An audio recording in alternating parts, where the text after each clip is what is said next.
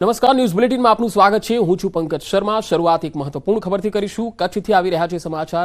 નર્મદા પાણી માટે કિસાન સંઘની સભા યોજાઈ। નર્મદા લાવો, કચ્છ બચાવોના નારા લાગી રહ્યા છે। ભુજની સભામાં ખેડૂતો મોટી સંખ્યામાં ઉમટ્યા છે। સમગ્ર કચ્છમાંથી ખેડૂતો વિરોધમાં જોડાયા છે। સભા અને રેલી યોજીને કલેક્ટરને આવેદનપત્ર આપશે। દુધઈ સબ બ્રાન્ચનું કામ ઝડપથી પૂરું કરવાની માંગણી આ ખેડૂતો કરી રહ્યા છે। નર્મદાના પાણી માટે કિસાન સંઘે સભા યોજી છે। અહીંયા એક જ નારો સૌ ખેડૂતો આપી રહ્યા છે, નર્મદા લાવો, કચ્છ બચાવો। ભુજની સભામાં ખેડૂતો મોટી સંખ્યામાં તમે જોઈ શકો છો આ સભામાં ઉપસ્થિતિ છે। કચ્છમાંથી ખેડૂતો વિરોધમાં જોડાયા છે અને એક રેલી યોજીને જિલ્લા કલેક્ટરને આવેદનપત્ર પણ આપશે।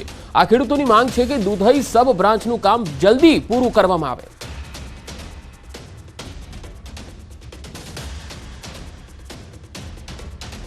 બનાસકાંઠામાં કેનાલ તૂટવાનો સિલસિલો હજુ પણ જારી છે। ભાભરના સનેડા નજીક કેનાલમાં ગાબડું પડ્યું। કેનાલ ઓવરફ્લો થતા ગાબડું પડી ગયું। આસપાસના ખેતરોમાં પાણી ફરી વળ્યા। એરંડા, મકાઈ અને ઘઉંના પાકને વ્યાપક નુકસાન થયું છે। તો આ પહેલા થરાદમાં પણ આવો જ એક કિસ્સો સામે આવ્યો હતો। હવે ભાભરના સનેડા નજીક કેનાલમાં ગાબડું પડ્યું। કેનાલ ઓવરફ્લો થતા ગાબડું પડી ગયું। આસપાસના ખેતરોમાં કેનાલના પાણી ફરી વળ્યા, જેથી ખેડૂતોને નુકસાન ભોગવવાનો વારો આવ્યો।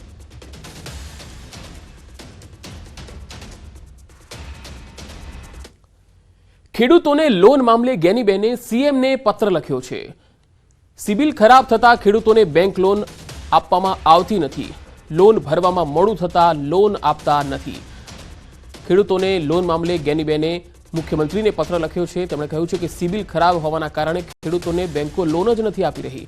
લોન ભરવામાં મોડું થાય એટલા માટે લોન આપવામાં નથી આવી રહી। આ અંગે ઘટતું કરવામાં આવે એવી તેમણે માંગણી પત્રમાં કરી છે।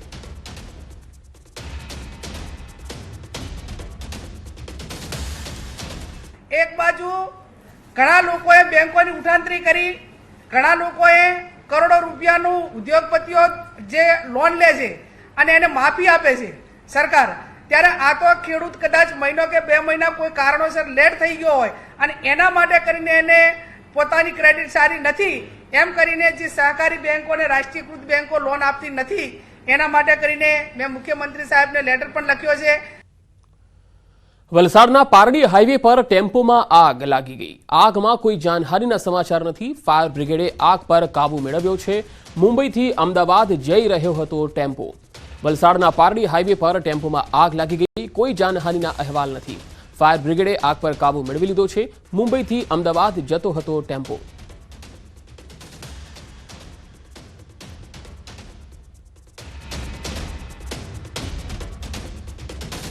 સુરતમાં શ્વાને આતંક મચાવ્યો। શ્વાન પકડવા ગયેલા કર્મચારીને બચકા ભર્યા। ભેસ્તાન નજીક પકડેલા શ્વાન મૂકવા ગયા હતા।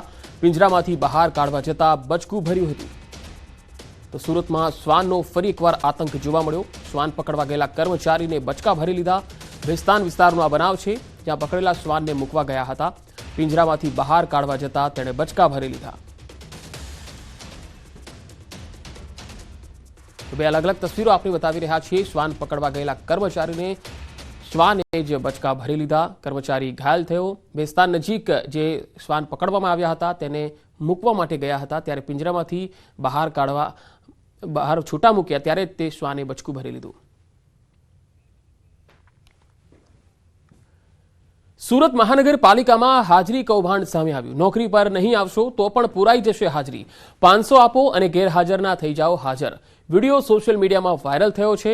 ઉધના ઝોન બી નો આ કર્મચારી હોવાનું અનુમાન છે। બેલદાર પાસે 500 લેતા વિડીયોમાં કેદ થઈ ગયો। કુંદન નામનો એસએસઆઈ રૂપિયા લેતા નજરે પડ્યો। સોશિયલ મીડિયામાં આ વિડીયો વાયરલ થઈ રહ્યો છે।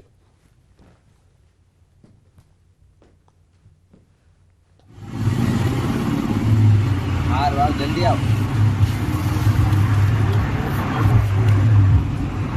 क्या लवड़े डायलॉग क्यों करता है इतना? તો બેલદાર પાસે 500 રૂપિયા લેતા વિડીયોમાં કેદ થઈ ગયો। આ જોઈ શકાય છે। એસએસઆઈ રૂપિયા આપો અને ગેરહાજરમાંથી હાજર થઈ જાઓ। સુરત મહાનગરપાલિકાનો આ વ્યક્તિ છે જે ગેરહાજર કર્મચારીઓની હાજરી પૂરતો અને લાંચ લેતો દેખાય છે। સુરત પાલિકામાં ખોટી રીતે નોકરી મેળવવા માટે તપાસનો જે મામલો હતો, આ મામલામાં નોકરી મેળવવા ગ્રેજ્યુએટ યુવાનોએ 7 પાસનું રિઝલ્ટ બનાવતા પોલીસ ફરિયાદ થઈ છે। 35,000ની સફાઈ કર્મીની નોકરી મેળવવા માટે ગ્રેજ્યુએટ છતાં યુવકે 7 પાસનું રિઝલ્ટ આવ્યું. ધોરણ 12 ભણેલા 3 યુવક, એક યુવતી સહિત 5 વિરુદ્ધ ગુનો દાખલ થયો છે. અત્યાર સુધી 2ની ધરપકડ થઈ છે.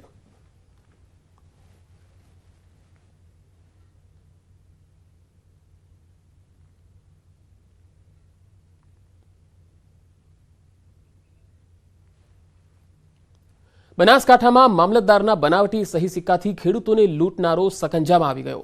અમીરગઢ મામલતદારના બનાવટી સહી સિક્કા બનાવી 50થી વધુ ખેડૂતોને જમીનના હુકમો આપી દેવાયા હતા. દરેક લાભાર્થી પાસે 2.5 લાખ લઈ 1.25 કરોડનું કૌભાંડ આચરવાનું સામે આવતા અમીરગઢ મામલતદારે અજાણ્યા શખ્સો સામે ગુનો દાખલ કર્યો, જેને લઈને હાલ પોલીસે આરોપીને ધરપકડ કરી 3 દિવસના રિમાન્ડ પણ મેળવ્યા છે.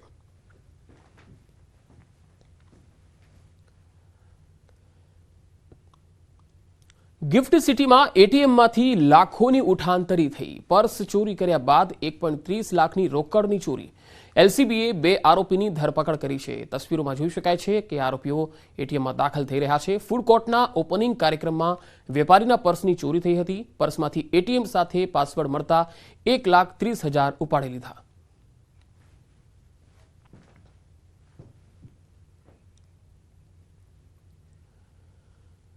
વડોદરાના વોન્ટેડ આરોપીની ધરપકડ થઈ છે સુરતથી. સુરત ક્રાઇમ બ્રાન્ચે મહારાષ્ટ્રથી ધરપકડ કરી છે. આરોપી ઉપર 10,000નું ઇનામ હતું. બોગસ દસ્તાવેજથી બેંકમાંથી લોન લીધી હતી. 20 લાખની લોન લઈને આ આરોપી ફરાર હતો. છેલ્લા 12 વર્ષથી તે નાસ્તો ફરતો હતો. આખરે સુરત ક્રાઇમ બ્રાન્ચે મહારાષ્ટ્રથી તેને દબોચી અને સુરત લઈ આવી છે.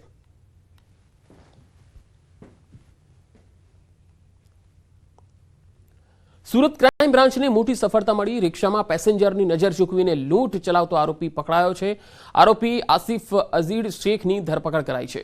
આરોપી તેના 3 સાકરીતો સાથે મળીને લૂંટને અંજામ આપતો હતો. પેસેન્જરોને વાતોમાં ફસાવી નજર ચૂકવી લૂંટને અંજામ આપતો. પોલીસે આરોપી પાસેથી 4,64,340નો મુદ્દામાલ કબજે કર્યો છે. આરોપીએ અગાઉ અનેક ગુનાને અંજામ આપ્યો હોવાનું પણ કબૂલ્યું છે.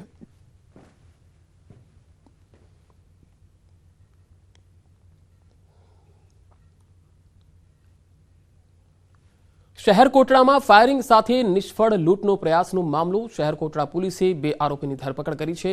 અન્ય 3 આરોપી ફરાર છે. મૂળ એમપી ચંબલની ગેંગ હોવાનું સામે આવ્યું છે. એમપીથી ખાસ લૂંટ કરવા માટે આ તમામ આરોપીઓ અમદાવાદ આવેલા હતા, જેમાંથી 2 તો પકડાયા છે, 3 હજુ ફરાર છે.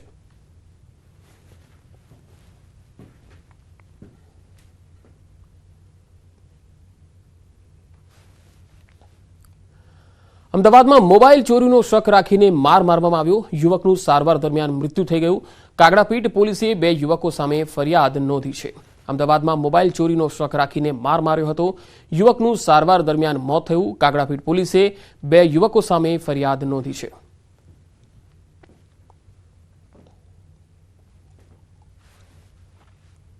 વડોદરાના જેતલપુર કાશી વિશ્વનાથ મહાદેવ મંદિરમાં ચોરી કરનાર રીઢો તસ્કર પોલીસના હાથે ઝડપાઈ ગયો છે. ક્રાઇમ બ્રાન્ચે આરોપીની ધરપકડ કરી લીધી છે. પોલીસે સીસીટીવી ફૂટેજ અને હ્યુમન સોર્સિસના આધારે રીઢા આરોપી શાહને આઝમને ઝડપી લીધો છે. આરોપીએ કાશી વિશ્વનાથ મંદિરમાં દાનપેટી જે છે એમાંથી તોડી 44,000ની ચોરી કરી હતી. આરોપીએ ચોરીના રૂપિયાથી નવો મોબાઈલ પણ ખરીદી લીધો. પોલીસે મોબાઈલ અને ચોરીના રોકડ 1810 આરોપી પાસેથી જપ્ત કર્યા છે. પોલીસના મતે આરોપી અગાઉ પણ અનેક ઘરફોડ ચોરીના ગુનામાં સંડોવાયેલ છે.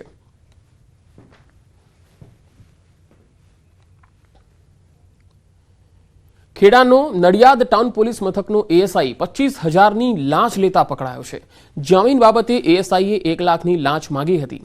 ફરિયાદીની પત્નીના જામીન નામંજૂર થતા ફરિયાદીની પત્નીના રિમાન્ડ ન લેવા અને પુત્રને વહેલી ચાર્જશીટ કરી આપવા માટે રમેશ મકવાણાએ લાંચ માંગી હતી. જોકે રકઝકના અંતે મામલો 25,000માં થાળે પડ્યો. લાંચની રકમ ₹25,000 આપવા માટે ફરિયાદી આરોપીની કચેરી ગયા, જ્યાં એસીબી દ્વારા અગાઉથી ગોઠવવામાં આવેલા છટકામાં ₹25,000ની લાંચ લેતા રમેશ અંબાલાલ મકવાણા આ બાદ પકડાઈ ગયા. હાલ એસીબી પોલીસે વધુ તપાસ હાથ ધરી છે.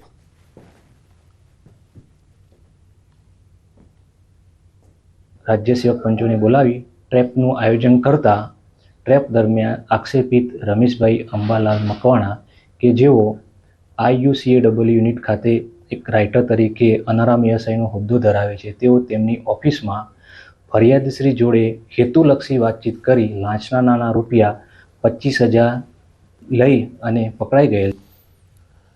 વિધાનસભામાં બજેટ પર સામાન્ય ચર્ચામાં પાટણના ધારાસભ્ય કિરીટ પટેલ કરવેરા અને તેની આવકને લઈને સવાલ ઉઠાવ્યા. તેમનું કહેવું છે કે જો સરકારે નવા કરવેરા નાખ્યા નથી તો કરવેરામાં આવક વધી કેવી રીતે? અંદાજપત્રમાં આવક 1.34 કરોડથી વધીને 1.49 કરોડ થવાની વાત કરી છે. તો સરકાર જણાવે કે નવા કરવેરા નાખ્યા નથી તો આવક કેવી રીતે વધી?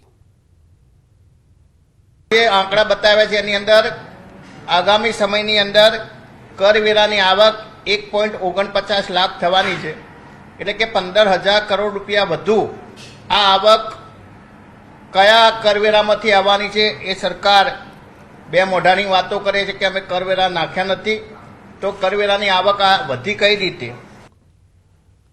રાજ્યસભાની ચૂંટણી અધિકારીએ ગુજરાત વિધાનસભાને ચૂંટણી અંગેની જાણકારી આપી છે. રાજ્યસભાની 4 બેઠકો માટેની જાણ વિધાનસભાને કરવામાં આવી છે. ઉમેદવારી નોંધાવાથી લઈ મતદાન સુધીની જાણકારી આ પત્રમાં અપાઈ છે.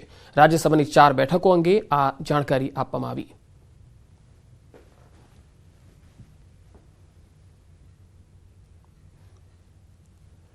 લોકસભાની ચૂંટણીને લઈ ભાજપનું ગાંવ ચલો અભિયાન હવે શરૂ થયું છે. આવતીકાલે સીએમ ભૂપેન્દ્ર પટેલ બનાસકાંઠાના જલોત્રામાં ગાંવ ચલો અભિયાનમાં જોડાશે. કેન્દ્રની યોજના અનુસાર આવતીકાલથી 2 દિવસ સુધી તમામ કાર્યકર્તાઓ માટે જવાબદારી નિશ્ચિત કરવામાં આવી છે. ગાંવ ચલો અભિયાનમાં 56,000થી વધુ કાર્યકર્તાઓ જોડાશે અને સીએમ રાત્રિ રોકાણ કરીને કેન્દ્ર અને રાજ્ય સરકારની વિવિધ યોજનાઓની માહિતી આપશે.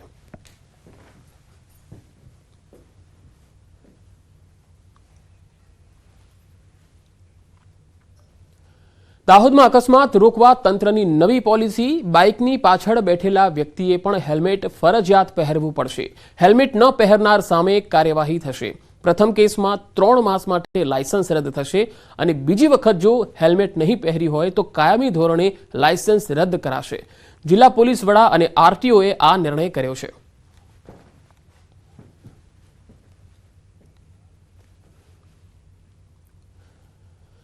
રાજકોટનું 2024-25નું બજેટ મંજૂર થયું. સ્ટેન્ડિંગ કમિટી ચેરમેન જયમીન ઠાકરની પ્રેસ કોન્ફરન્સ પણ યોજાઈ. મનપાના કોર્પોરેટરોની ગ્રાન્ટ વધારવામાં આવી છે. મનપાને 2024-25માં 410 કરોડની આવક થવાની આશા છે. માધવરાવ સિંધિયા ગ્રાઉન્ડનું નવીનીકરણ કરાશે.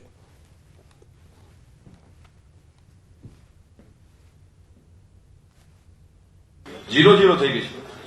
માર્ચ સુધીમાં 0-0 થઈ જશે. માર્ચ સુધીમાં 0-0 થઈ જશે. ભારતીય જનતા પાર્ટીના તમામ સભ્યોશ્રીને માનનીય પ્રમુખ શ્રીનું સૂચન હોય છે કે કોઈ પણ ગ્રાન્ટ બાકી ન રહે. એના માટે તમામ સભ્યોને માર્ચ સુધીમાં છેલ્લા 5 વર્ષના હું તમને આંકડા આપવા તૈયાર છું કે 0-0 અમે કરીએ.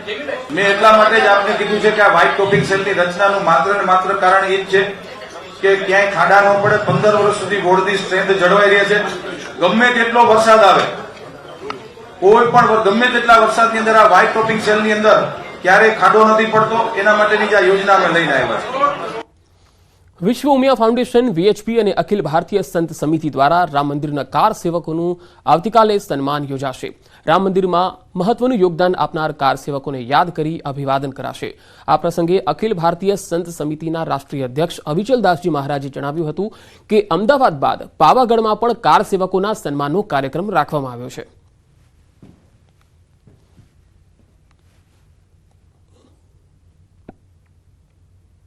અહીંયા એવા કારસેવકો આવશે કે જે અયોધ્યામાં સેવા માટે ગયેલા અને એમની ચરણ રજ આપણે અહીંયા પ્રાપ્ત થાય. તો એવો એક કાર્યક્રમ અમે બીજો પણ એક રાખ્યો છે કે 22 તારીખે જાન્યુઆરીની રામ જન્મભૂમિ મંદિરની પ્રતિષ્ઠામાં ગુજરાતમાંથી જેટલા કુલ લોકો ગયા હતા એમનો પણ એક સત્કાર સમારંભનું આયોજન અમે પાવાગઢ ખાતે કર્યું છે. તો જે કાર સેવકો ત્યાં ગયા હતા એ કાર સેવકોના કદમ જ્યાં રામ જન્મભૂમિ ઉપર અયોધ્યામાં પડેલા છે એ કદમ આ ભૂમિ ઉપર પડે અને અમને એની ધન્યતા અમે અનુભવીએ એટલા માટે એ ભાવ સાથે આ કાર સેવકોનું આપણે અભિવાદન કરીએ છીએ. આગળ વધુ સમાચારો પર નજર કરીશું. હાલ રોકાઈશું એક બ્રેક માટે.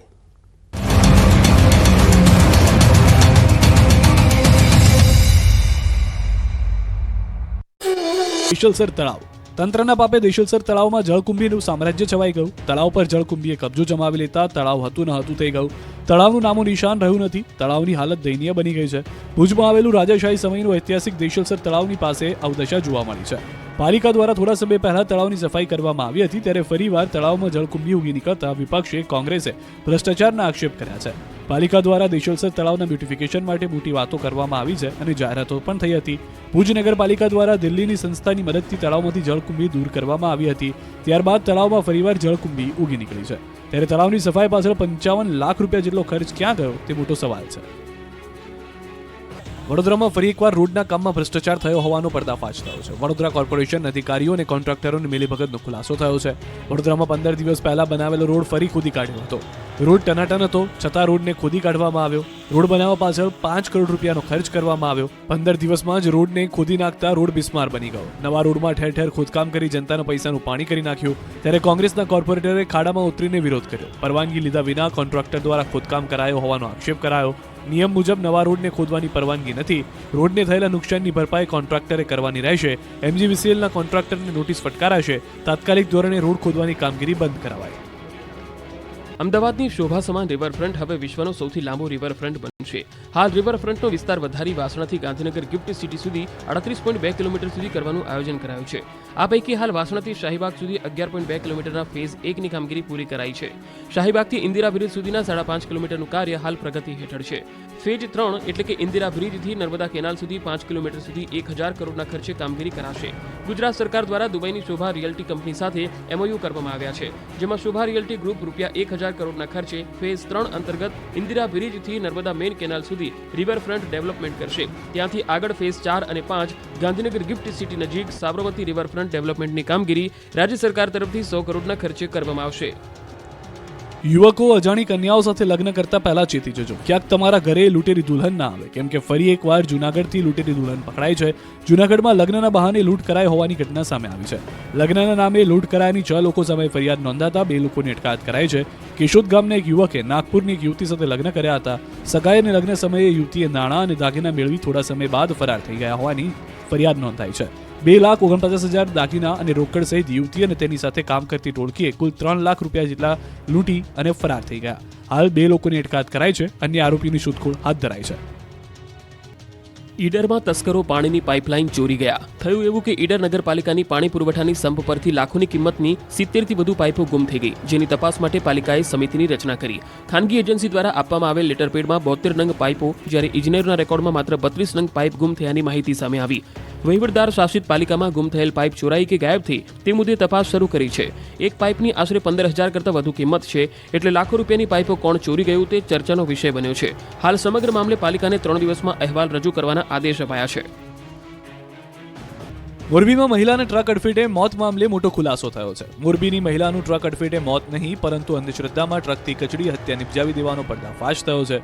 એટલું જ નહીં, પાડોશી આધેડે જ પાડોશી મહિલાની અંધશ્રદ્ધાથી બલી ચડાવી દીધી. મોરબીના રાધાકૃષ્ણ સોસાયટીમાં રહેતી મહિલાની બાજુમાં રહેતો આ શખ્સ આર્થિક રીતે કંગાળ થઈ ગયો હતો. પત્ની પણ બીમાર રહેતી હતી, જેથી આ ખરાબ સ્થિતિમાંથી બહાર નીકળવા માટે એક ભુવા પાસે ગયો. ભુવાએ હત્યારાની બાજુમાં રહેતા કોઈ શખ્સે મેલી વિદ્યા કરી હોવાનું પૂછું ભરાવ્યું હતું અને મૃતક મહિલા કંકુબેન સાથે વારંવાર ઝઘડાઓ પણ થતા. તેનાથી દૂર રહેવા જતો રહ્યો હતો. છતાં સ્થિતિ ન સુધરતા પાડોશી મહિલા કંકુબેનનું ઢીમ ઢાળી દેવાનો પ્લાન બનાવાયો હતો. આરોપી અમૃતલાલ ચૌહાણે મોકાનો લાભ ઉઠાવી મહિલાને ટ્રકથી કચડી નાખી હતી અને હત્યા કરી. હત્યાની ખતરનાક કહાની સાંભળી પોલીસ પણ ચોંકી ગઈ હતી.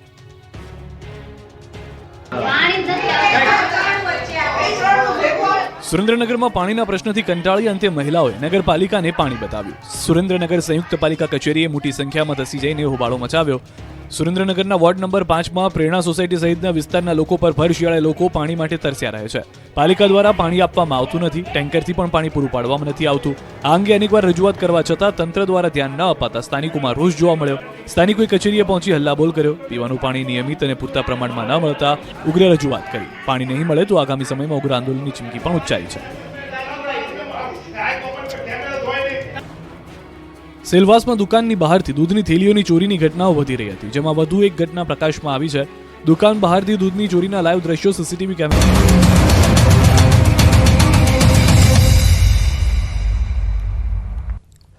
બ્રેક બાદ આગળ વાત પાટણની. પાટણના રાધનપુરમાં અંધાપકાંડનો જે મામલો હતો, 5 દર્દીઓને અમદાવાદ લાવવામાં આવ્યા છે. દર્દીઓના સેમ્પલ લઈને સોનોગ્રાફી કરવામાં આવી. અત્યારે તમામ દર્દીઓની હાલત સ્ટેબલ છે. ઓપરેશન બાદ દેખાવાનું બંધ થયું હતું. માંડલ અંધાપકાંડના દર્દીઓ હજુ પણ દાખલ છે. હજુ 9 દર્દીઓ સારવાર હેઠળ છે.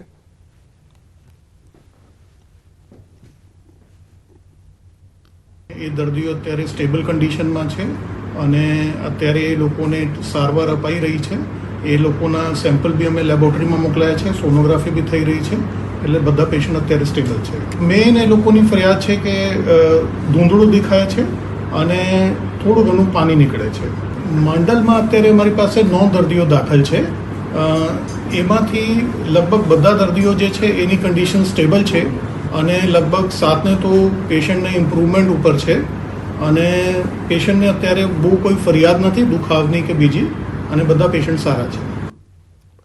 નવસારીથી એક મહત્વપૂર્ણ ખબર આવી રહી છે. નવસારી નેશનલ હાઈવે પર અકસ્માત થયો. સ્ટીયરિંગ પરથી કાબુ ગુમાવવાના કારણે ટ્રકે પલટી ખાઈ લીધી. અકસ્માતના કારણે હાઈવે પર ટ્રાફિક જામ થઈ ગયો. અકસ્માતમાં સદનસીબે કોઈ જાનહાનિ થઈ ન હતી. નવસારી નેશનલ હાઈવે પર આ અકસ્માતનો બનાવ બન્યો હતો, જેમાં ડ્રાઈવરે સ્ટીયરિંગ પરથી કાબુ ગુમાવતા ટ્રક પલટી ગયો હતો. અકસ્માતને કારણે હાઈવે પર ટ્રાફિક જામ થઈ ગયો હતો. કલાકો સુધી લોકો અટવાયા હતા. અકસ્માતમાં કોઈ જાનહાનિના અહેવાલ નથી.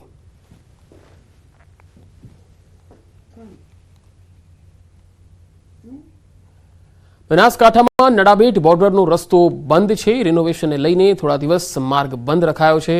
નડાબેટમાં પ્રવાસીઓ 0 પોઈન્ટ પર નહીં જઈ શકે. નળેશ્વરી માતાનું મંદિર આકર્ષણનું કેન્દ્ર છે.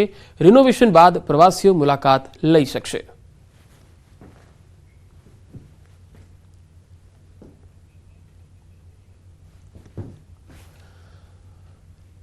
અને હવે વાત શાકભાજીના ગગડતા ભાવોની.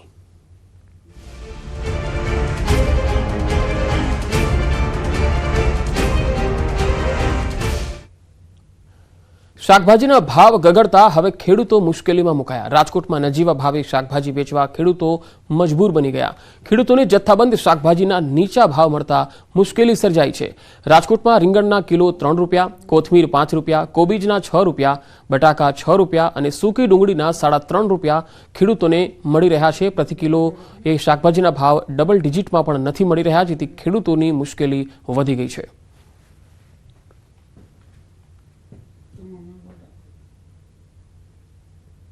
આમાં ખર્ચા ઉભા નથી થતા, ખેડૂને ભાડાના થાય છે.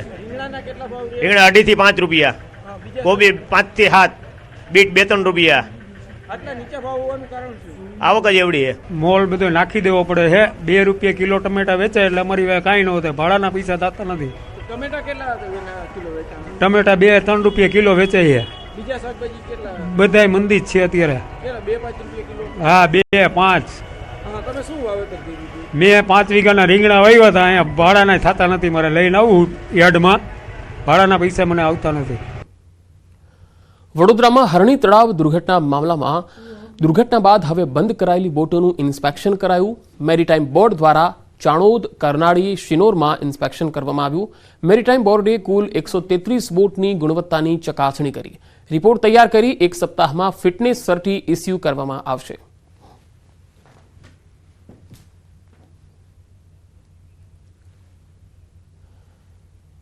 સુરતના ભેસ્તાનમાં 1 વર્ષના માસૂમને કાચબાએ બચકું ભરી લીધું. ઘર પાસે અમેરિકન કાચબો દેખાતા બાળક તેને રમાડી રહ્યું હતું અને એ દરમિયાન કાચબાએ બાળકના મોઢા પર બચકું ભરી લીધું. મૂળ મહારાષ્ટ્રના વતની અને હાલ સુરતના ભેસ્તાનમાં રહેતા પરિવારના બાળકને કાચબાએ બચકું ભરી લીધું. બાળકને તાત્કાલિક હોસ્પિટલમાં સારવાર હેઠળ ખસેડાયું છે.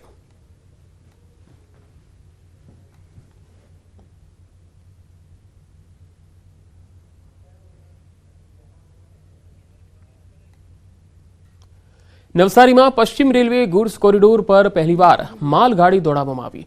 માલસામાનની અવરજવર માટે 2 અલગ અલગ ટ્રેકનો ફ્રેટ કોરિડોર તૈયાર કરવામાં આવ્યો. આ ટ્રેક પર એન્જિનના સફળ ટ્રાયલ બાદ 46 ડબ્બા સાથેનો માલસામાનવાળી ટ્રેનનું ટ્રાયલ કરવામાં આવ્યું. આ પ્રથમ ફેઝના ટ્રાયલમાં વડોદરાથી સંજાણ સુધીનું અંતર રખાયું. તો આ બુલેટિનમાં અત્યારે આટલું જ. નમસ્કાર.